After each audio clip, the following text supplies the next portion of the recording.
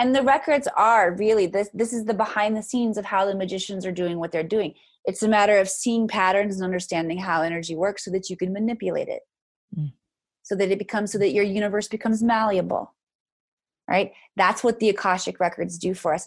Hello, everyone, and welcome to the Being Inspired Radio Show. I am your host, Amanda Johnson, and today I am here with a very, very special woman, a woman who is radiant. Her energy is palpable. She has such a juicy, divine ness about her that she brings everywhere she goes.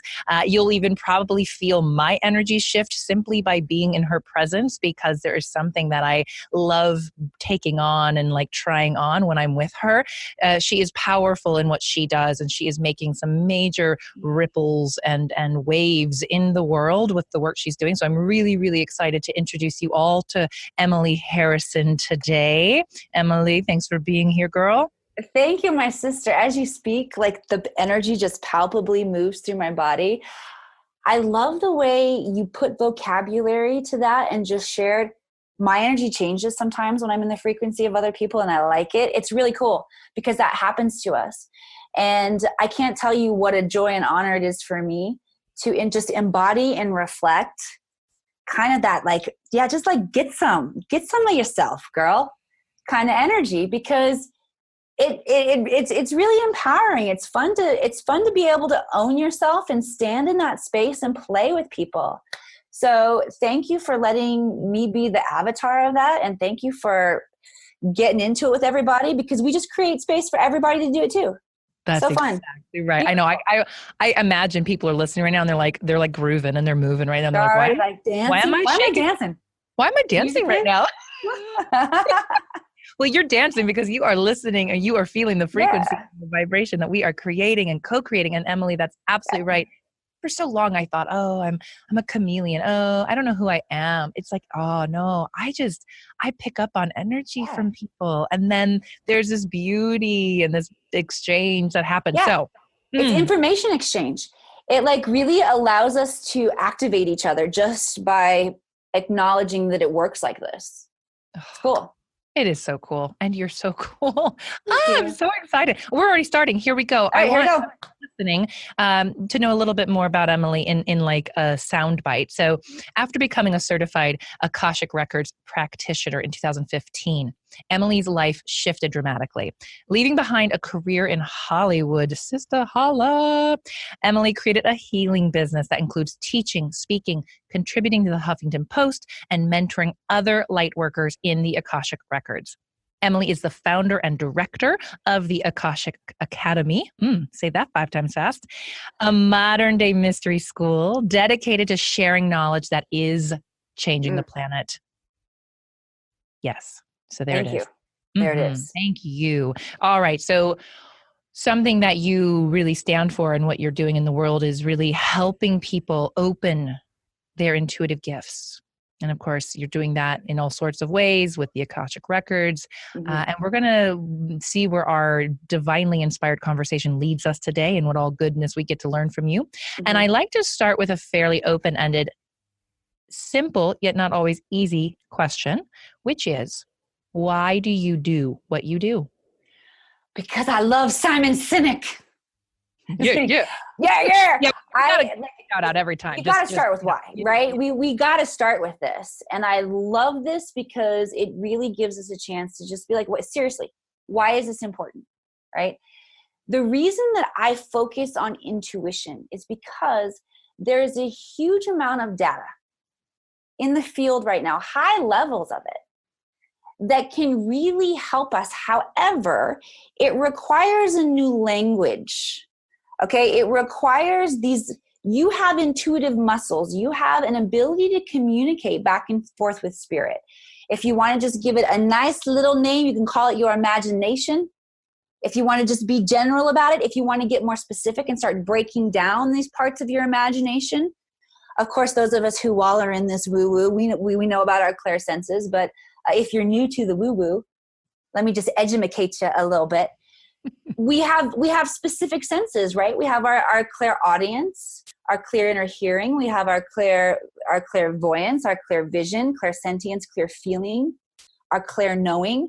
And these are like muscles that atrophy, especially in a collective when we've spent a long time not using them. It's really truthfully been since the ancient Egyptian civilization, since this was just very modern day, very normal. The ancient Egyptians were a matriarchal society. So this divine feminine energy was naturally present and illuminated in the consciousness of the tribal collective as well as the individual. But it's been a while since we've been really honing and harnessing this intuition, this magic. And since we haven't been paying it much attention, we tend to write it off. Like, even I say imagination, and some of you guys are like, well, that's child's play.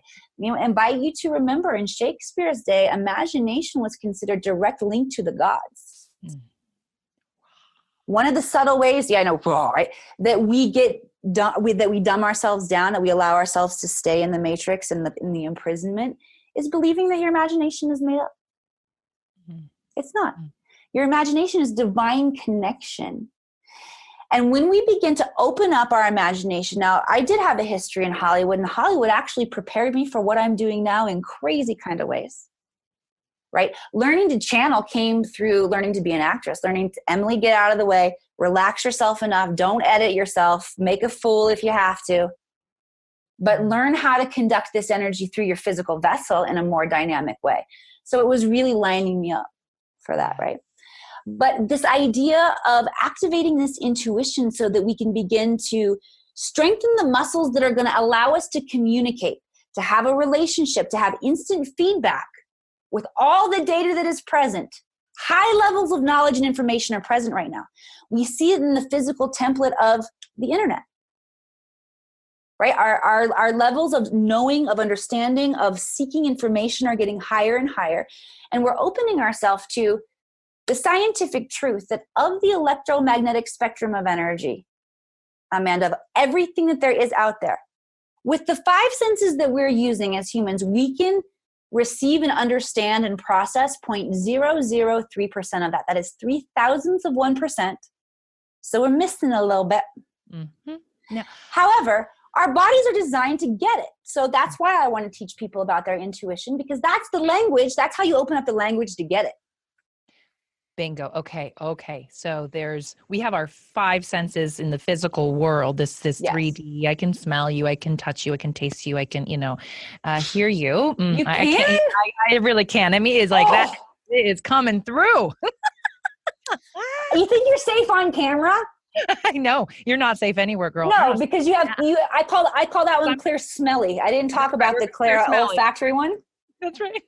It's coming through a whole different channel right now. Those are my pheromones, Amanda.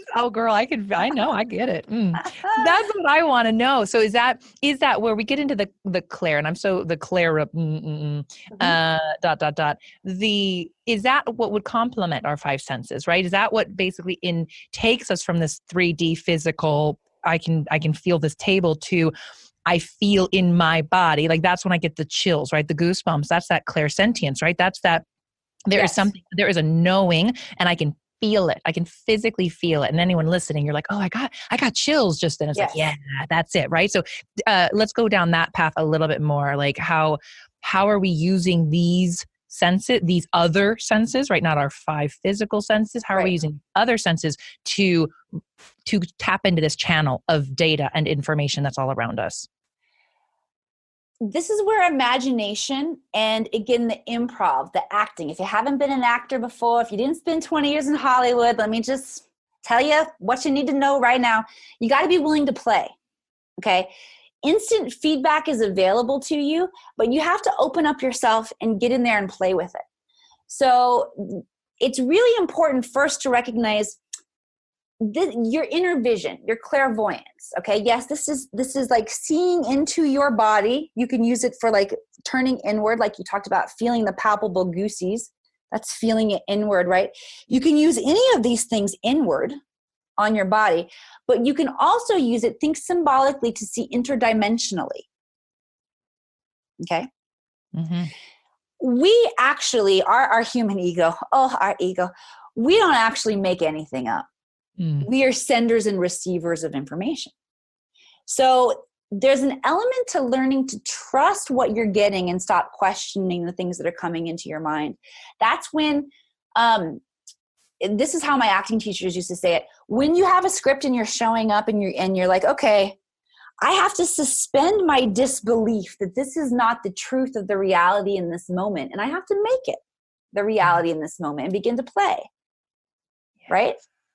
It's inspired by the same energy. Get in there and play with it. Don't judge yourself. You got to interact though. If I can offer something, this has just come up recently. Oh my gosh. So this has happened on numerous accounts, but I'll share one as an example. I've been getting what I would call hits, intuitive hits. It's like a name will pop into my mind. I will think of somebody. I'll be like, oh my gosh, you need to talk to so-and-so as I'm having a conversation with, right? And literally it may be as simple as bing, a name comes up. Bing, I see their face. Okay. And in the last few weeks, I have been trusting that and playing with that more and more. I get it. I send the person a message. I see their name. Perfect. I make the connection, right? Perfect. I cannot tell you how many times the response is, oh my God, I was just thinking about you. Oh my gosh, I cannot believe you reached out right now because of X, Y, and Z. Oh my goodness, this connection was so divine. I'm so glad you put us in touch. So this is an applicable, I should say, a practical application in real life of how this begins to work. So when you show up and you play with those energies in the present moment, you begin to kind of see, you can begin to observe your own experiment and be like, oh, yes, okay, I see how this is working. That is raising your consciousness. So as you're playing, like, why do you want to develop your clairs, your intuitive skills? It's going to begin to raise your consciousness of how much of the information that you're taking in and processing to help you make sense of more of it. All right. When the clairvision starts to become really intact, the clairaudience, the clairvoyance, whatever it is, Spirit's going to begin to get your attention with it and to communicate and to lead you on a breadcrumb trail with it. When we talk about clairvision, Spirit, once you begin to develop this, Spirit can communicate with you in your dreams more dynamically. In your daydreams, perhaps, if you're not much of a night dreamer. In your ability to hold powerful visualization and manifest. So there's a huge practical application to being able to understand how to harness and use these energies, because the vast majority of our planet is in this energetic field anyway. So we need to learn how to move our consciousness and work within this very malleable space. Yeah. And what I love that everything you're saying is just like resonating. But I want to say what I love that you said that it's us getting out of the way of not trusting it, not believing it. You know, that's just I'm just making that up right now. That certainly couldn't be real. And either we get attached to that, like, ooh, look what I'm making up, or we reject it, like, it's just make believe, instead of really leaning into this. I'm the sender, I'm the receiver, and that's it. I'm literally the channel for it to go out, to come in, to go out, like being an actor. I mean, that was such a beautiful analogy, and I very much can relate. And I think a lot of people can get that. So yeah, I love that you said that. And I think one of the reasons, just to illuminate a bigger pattern here of why we do that, why we either attach to the story or reject it, we're living in a polar planet. The North to South Pole holds the whole damn thing in place. I don't know how many of you guys read Geoffrey Chaucer, but he moved me when I was a senior in high school. He wrote the Canterbury Tales. He also wrote an essay called The Theory of Contraries, which basically says you don't fully experience one emotion until you've experienced its exact opposite, which tends to be true on our planet. So you recognize that this idea of the physics, the polarity, goes from the macrocosm to the microcosm, to how we tend to react to things. People tell you stand for something. What is it? Believe for something or you'll fall for anything. What is that? Stand for something or you'll fall for anything. Right? The idea is that you have to have a belief system in morals. You want to know what I adopted? Ooh, give me chills. A couple years ago that really changed my life. Believe nothing, consider everything. What if you don't have to pick what you believe? You just have space to consider information. Yeah. What happens then? Yeah. We don't have much Limitless. to fight about anymore, do we? Yeah. Oh, Yeah. And holding the paradox, because life is a paradox, the polarities, the dualities, yeah. and we have to hold these two seemingly opposing things at the same time. So yeah, and on the one hand, we live in a polar universe. We live in this, this very dualistic experience of this physical thing called existence, and we can see it without getting wrapped up in it. We can experience it without holding on to it as certainty, as the one and only, as I have to be this or that. We can be in both. Can you let it both exist in your body at the same time? Like you want to talk about instant manifestation a little bit. We think about that as being this a physicality of what we want to experience, but bring it down to a more energetic microcosm, right? When you're triggered, if a human being can learn to hold that trigger without having to go one way or the other on the polar scale, you hold it for a moment, you've actually created the vortex, the dimensional tunnel out of the shit that you're standing in. Oh, can we cuss on here? Oh, you can totally cuss on here. Good. Save you from having to edit that out, right? What we do is we're creating a dynamic route out of that point where you get stuck in a lower density. You learn to can I just hold this for a second? And then as soon as you do, the space is created where you can choose to have a different response. And that means you're not holding negative energy in your body in the same way. And you just shifted a dimension. That is instant manifestation. It is not, I need $5,000 so I can pay my mortgage and my car payment and whatever else you got to pay. I need it tomorrow. Go team, go. Although that's fun. And it's not fun being in a pinch, but it's fun when you use your skills and you get the money. But it's not really how manifestation is meant to be, but we're learning in that way. Yeah. And then we're able to bring it back down to this microcosmic energetic level where you can make very small movements with big impact. All right, Emily, I want to hear about the Akashic Records. Please tell me more about those. Educate me on that. Educate us, our audience on that. My pleasure. And then leading into obviously you said your life shifted dramatically. So let's hear more about that. Absolutely. Well, first, let me give you a little background on what the Akashic Records are. Hopefully you've been tuning in since the beginning of this interview. And I talked a lot about the internet and how all of this data is becoming available. The Akashic Records have coming more into people's awareness and consciousness as of late because they are directly related to the internet. And here's what I mean by that. In order for human beings to have a deep understanding of how something works, they have to have a relationship with it. We haven't had a relationship with this field of information all out there on our planet until we start using it in the physical way with the internet. So because we have, as a collective, there is more of an understanding of what this kind of library data collection of information is, it's coming more into the awareness of everyone. However, there are certain avatars who have carried this knowledge and kept it alive on the planet from the history of since you go back to Thoth and ancient Atlantis, to the ancient Egyptians and all kinds of, through the Sumerian tablets, they refer to the Akashic field. I personally grew up Southern Baptist. Who in the Midwest?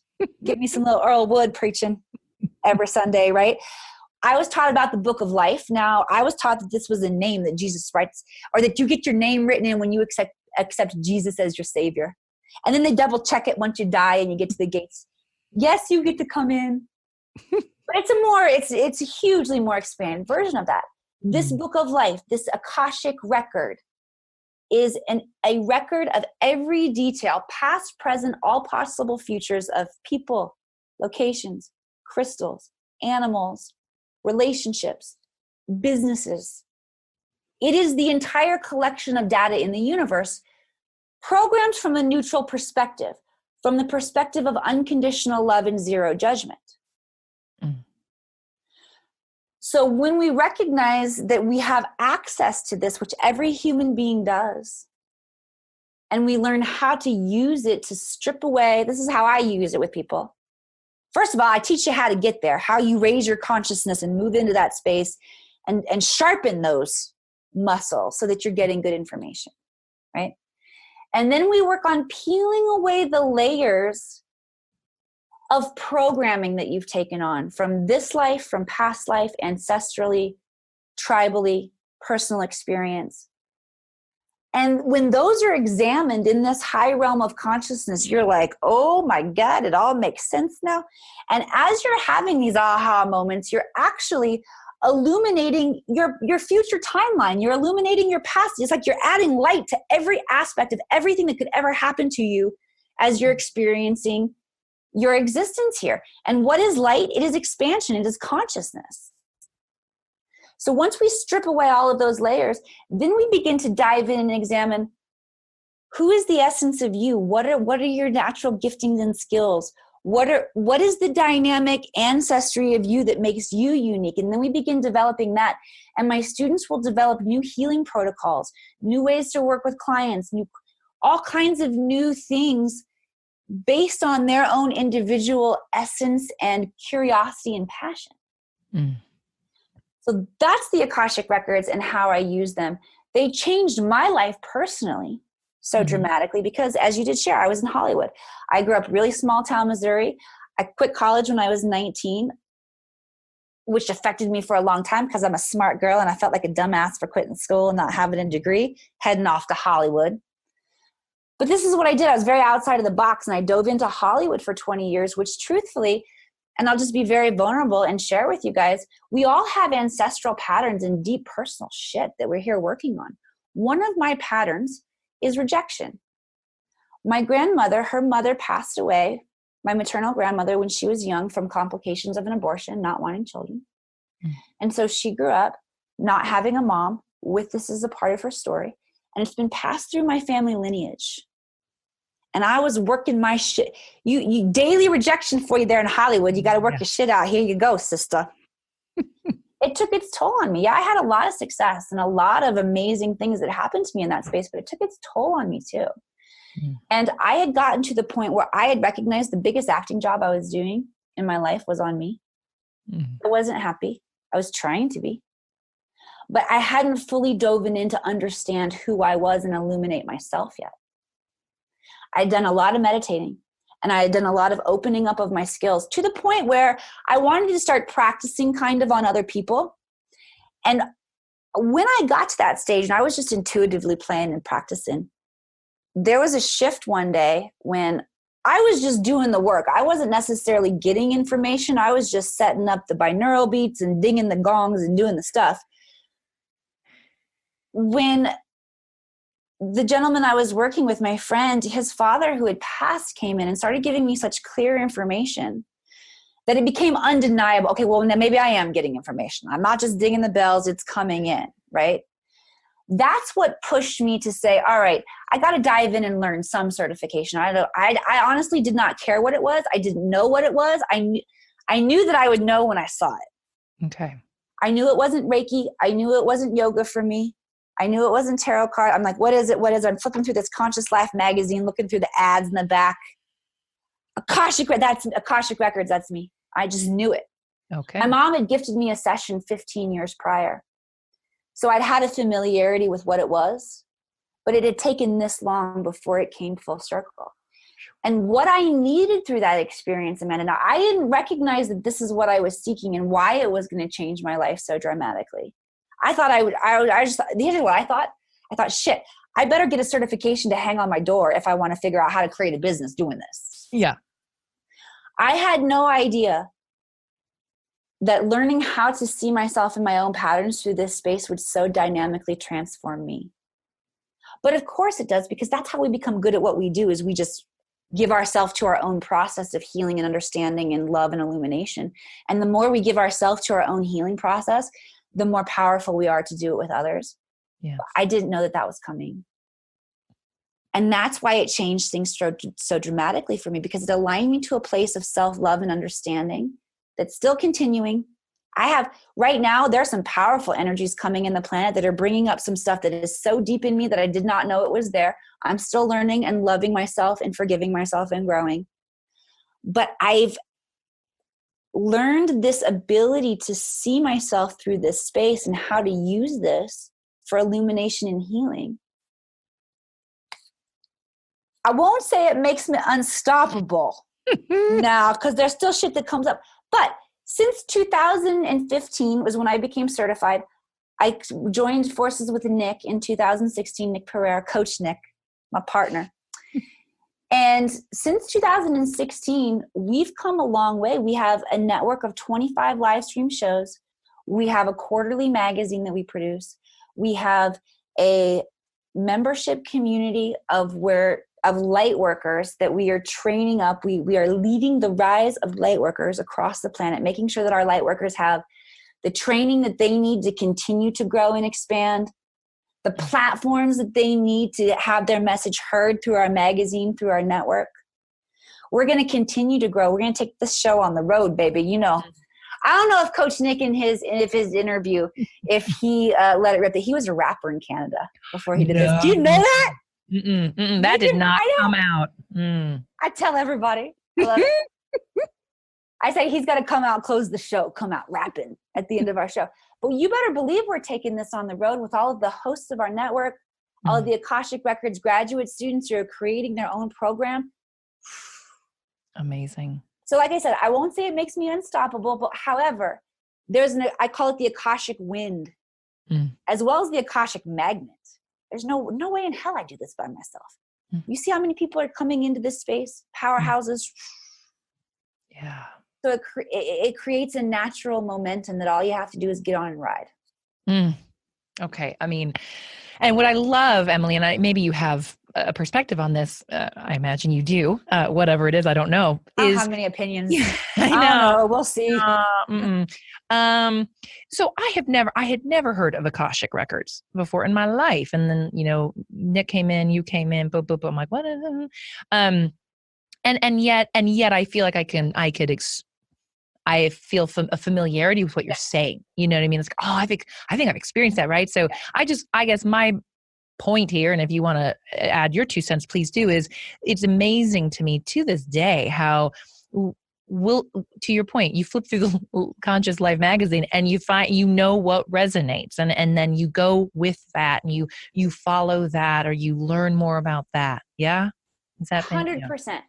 And I'm getting chills now too. And when I got into the training program, it was like everything that I was learning that she was saying that was coming through was vocabulary, was language. Remember how we talked about the importance of language and how our intuitive skills are another language? This was like a visceral language that I understood that could confirm and expand me further, because it was like all of a sudden it had illuminated the energetic vibrational frequency of the words associated that I didn't have at that point. I only had the experience.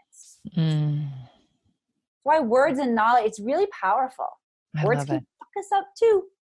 Yes. I was just talking on another interview today. Yep. Words. I think you said, Joseph Campbell says something about, language is here to confuse us. I think it certainly can. It certainly can. Well, just think about this. We're in a society who loves their coffee. And I do too. And I love my coffee. And I do drink coffee.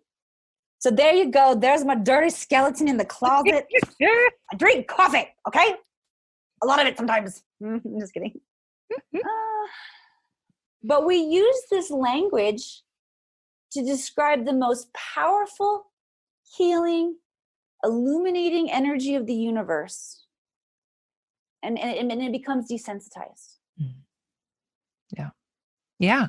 Because how do you, we're all just pointing to the moon. We're all just going like, that thing, that's amazing. Like you can't really use words and language to convey it. And yet that's all we have sometimes. So when you find that illuminated language come in that synchronizes with your experience, it's really meaningful. That's amazing. All right, Emily, I'm curious too to hear a little bit more around your own experience, because as people are listening, and again, I feel like I've started to have experiences with following my intuition. With what does that feel like? What does that look like? What was your journey as you started to become more and more intuitive and know that, or play with that? How can our listeners start to know, am I being intuitive? Is this intuitive? What is, help us feel that out a little bit more. Well, first of all, doesn't it feel magical? Isn't there a magical quality to it when you begin getting in and dancing with it? Allow that to really fuel your process. And here's why. Here's why we love magic, because we don't know what's going to happen. Because they're limitless possibilities, but we know it's going to be good. Well, Okay? this is also why we hate magicians. I'm just going to interject. You know how much I hate magicians? No, I love them. We were the same person for a second. Okay. We were. No, I'm showing the polar. I'm showing you the polar opposite right now. We are now being polars because I literally am like, I totally get you, Emily. And I am at times infuriated by magicians because I watch them. I'm like, oh, and then I want to know how they did it. And I don't get the answer. Because you're an alchemist. It's your heart and gut and soul. You're like, because you're like, I've got to figure out how to do that too. Exactly. There's some piece of the puzzle that I can figure out here. Right? Okay, you gotta remind me what we're talking about now. I'm sorry, but magic. Well, you were saying come in with that desire of yes, and put all your judgments of magicians aside for a moment. Oh, I know. We were talking about just like how do you get more into this when it's coming up, and how do you just make it work more dynamically? Yeah, and how do you even know it's happening? Sometimes it's like, gosh, was that? Well, it's happening, first of all, scientifically, it's happening to every single person right now because we are flying through, our solar system is flying through a particular space in the galaxy where we are aligning to galactic center. We're being bombarded by a lot of photonic light from galactic center. And the Mayans knew this. They charted our progression of the equinox across the sky. This is why this is the age of enlightenment, because they knew right the hell where we were going to be in the solar system during this time, bombarded, aligning to all of this photonic light. And similar to how we talked about like sounds, we talked about language. Let me give you another bit of verbiage for this. Sound is a particular frequency of energy that stores and transfers knowledge. Okay? Light particles do the same thing. So everybody who is on the planet at this time is being bombarded by this expansion of light. So let me just tell you, if you want to keep questioning, this is kind of like going back to the old religion question, but where did God come from? If you want to keep pondering, fine. But let me just tell you, scientifically, everybody's expanding right now. Let it go. It is happening. Stop wondering and just play with it. Yes, but you got to acknowledge it. Oh, I was just psychic right there. Was I just psychic right there? Did I just know that you're going to call? Oh, cool. Yeah. Cool. You got to meditate, all right? Because here's the thing. We're traveling very, very fast through the universe, all of this light, yet we need to slow down on the inside. Because in order to, all of these psychic moments that you're having, all of this amazing manifesting and all of these abilities that you're experiencing are happening anyway, but you might be missing a lot of them because you're moving so quickly. So meditation is really important so that it's like slowing it down so that you can see things a little more frame by frame. And that's going to help a lot too, because everybody's just watching and experiencing it so fast. So of course you're like, is this real? Is it happening? Okay. Yeah. So slow it down. Here's what meditation does for the brain. All right, let me tell you how your brain works when you're not on meditation. The average human brain has between 12 and 60,000 thoughts per day. Okay? 90% of those thoughts are negative. Okay? 80% of them, same thoughts you thought yesterday. So you're in a wheel. You're in a hamster loop. 95 to 99% of them are subconscious, so you don't even realize that you're thinking them. So with all of this going on, it's hard to create space for this new aspect of ourselves that we're opening up that challenges our thoughts, it challenges our emotions, it challenges our old ways of being. So you got to slow that other stuff down, and that's what meditation does. I said the average brain has between 12 and 60,000 thoughts per day. When I was in college, for the short time I was in college, like I said, I got a little complex for quit college, but I was a sorority girl because all of the smart overachievers were theta girls, Kappa Alpha Theta, so I was a theta girl. I totally forgot my point. Well, you're talking about the average brain and how many thoughts there are. Yes, and being an overachiever. Thank you. as this theta girl overachiever, I'm like, ooh, I want to be on the 60,000 realm. I want to be really smart. No, it's the total opposite, you guys. They're really smart, honed, centered. Ooh, you want to be on that 6,000. You want to be on the lower thought end range. You want to learn to slow those thoughts down. Yeah. Don't be the theta girl. Okay. As you can see, we're a little airheaded. We forget what we're talking about. In the middle of what we're talking about. Because there are so many thoughts. I was just talking to my students about that because I work with my Akashic Record Mastermind students on Tuesday mornings. And we're talking about short circuiting. Like you get up in these higher energies and you're telling stories and you're balancing, and all of a sudden you're like, oh, hell, I have no idea where I'm even. You're like, line? Yep. That's what we used to call out in Hollywood because that happens in acting too. And all of a sudden you're like, how did I forget I need my line. Yep. And it happens. So it does happen.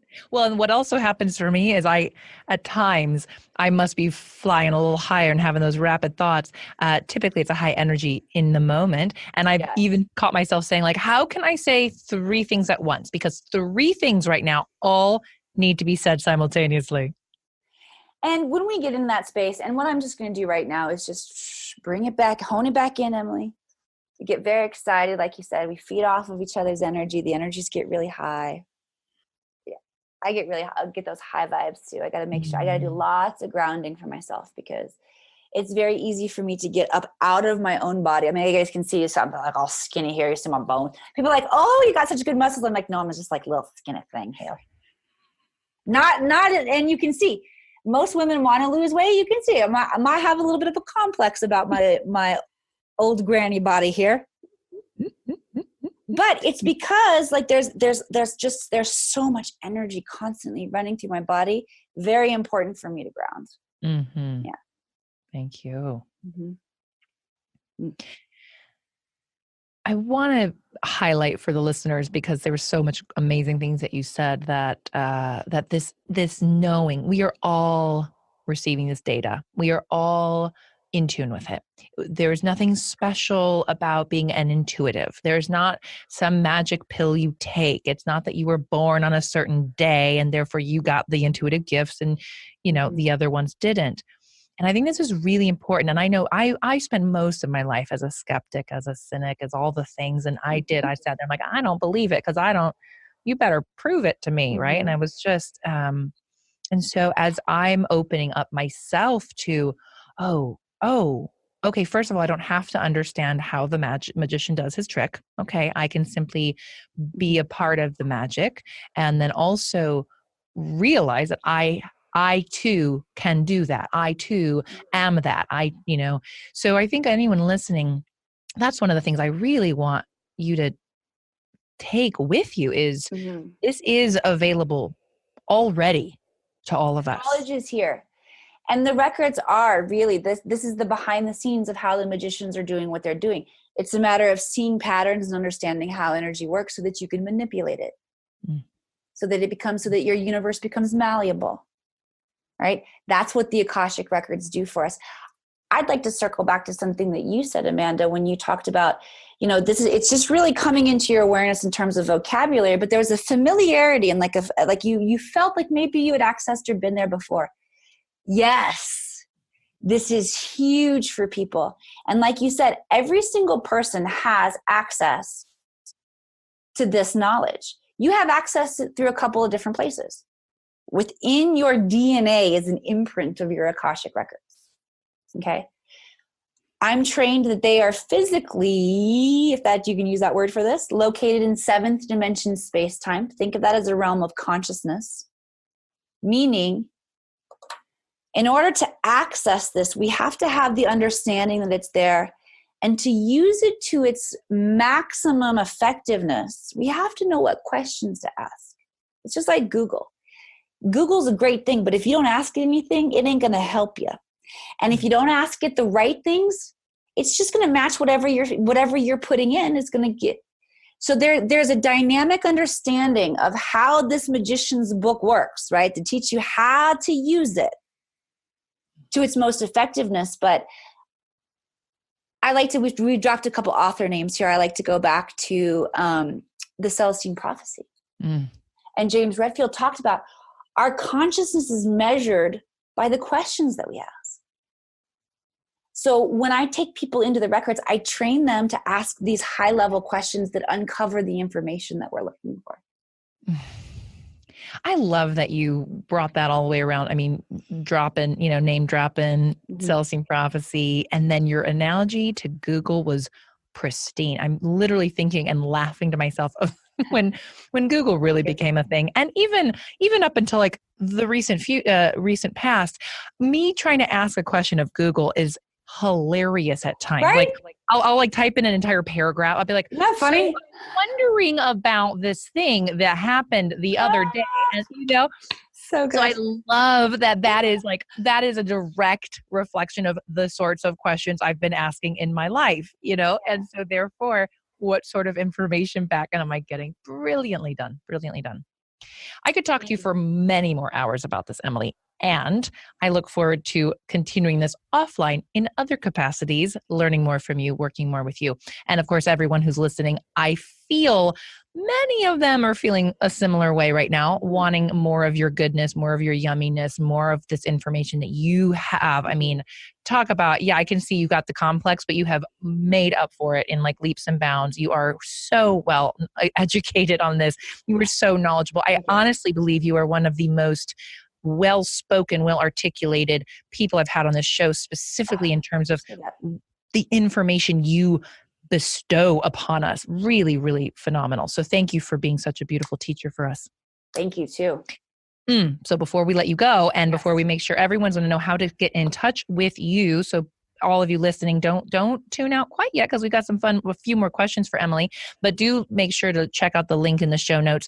Be sure to find her at the AkashicAcademy.com. And if you're wondering how to spell that, like I said, look it up, grab that link in the show notes, and please reach out to Emily, find her and connect with her. And let's learn a little bit more about Emily in terms of what inspires her. So my first question, Emily, is who is a source of inspiration for you and why?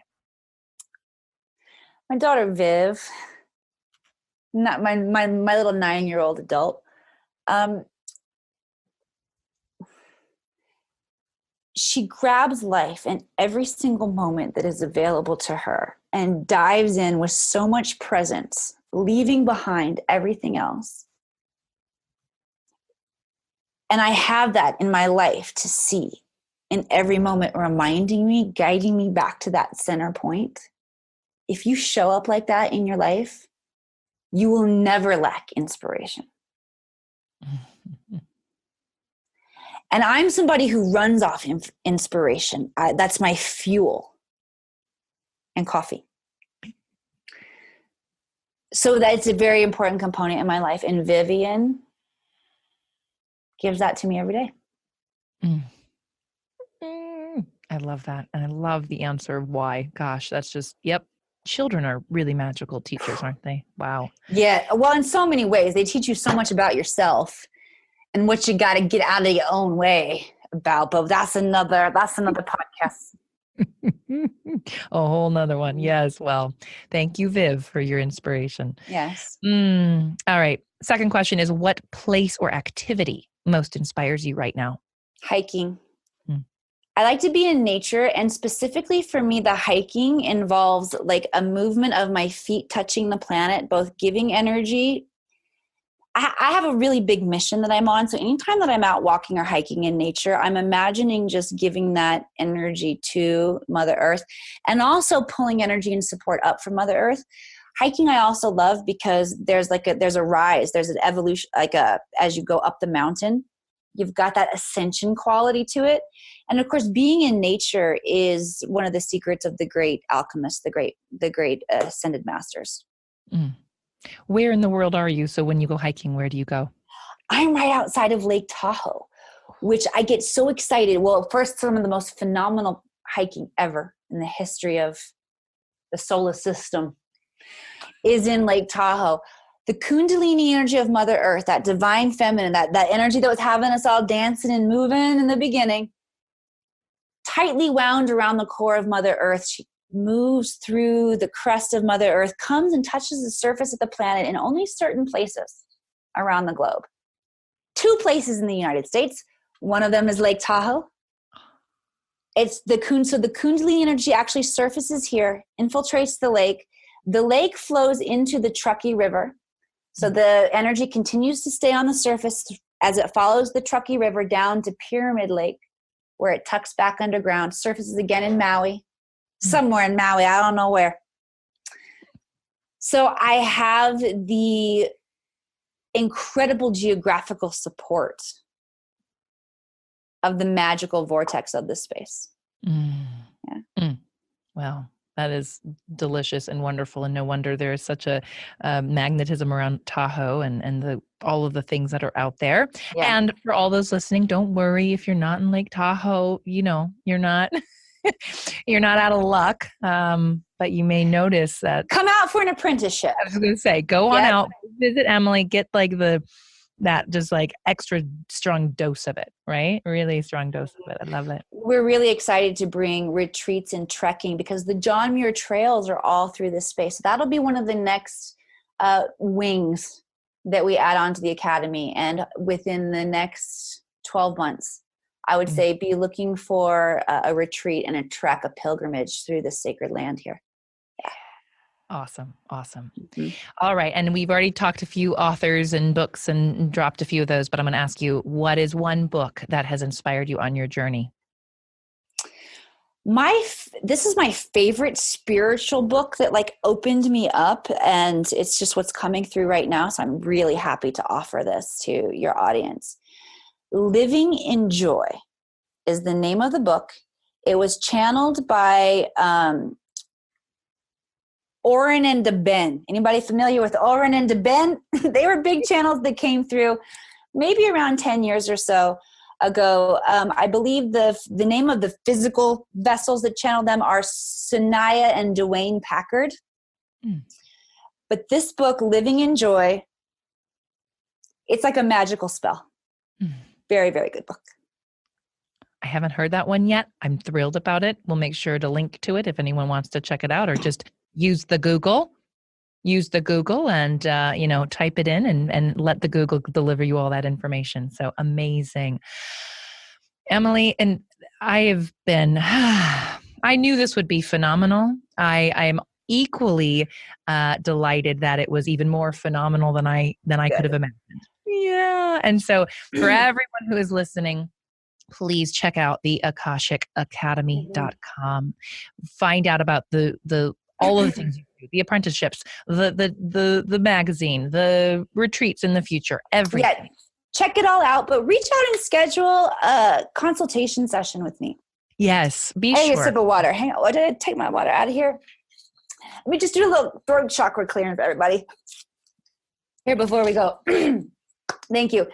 The process truly is so individual for each person that the best thing that I can offer each one of you, connect with me personally. Let's go into your records. Let's see what the right thing for you is. Amen. Amen, sister. Amen. And you will not be disappointed to connect with this woman. I mean, it is connecting with her already is a gift. So you will get even more by doing that as she, sees what's really there for you and what you need. I am so grateful that I get to connect with people like you.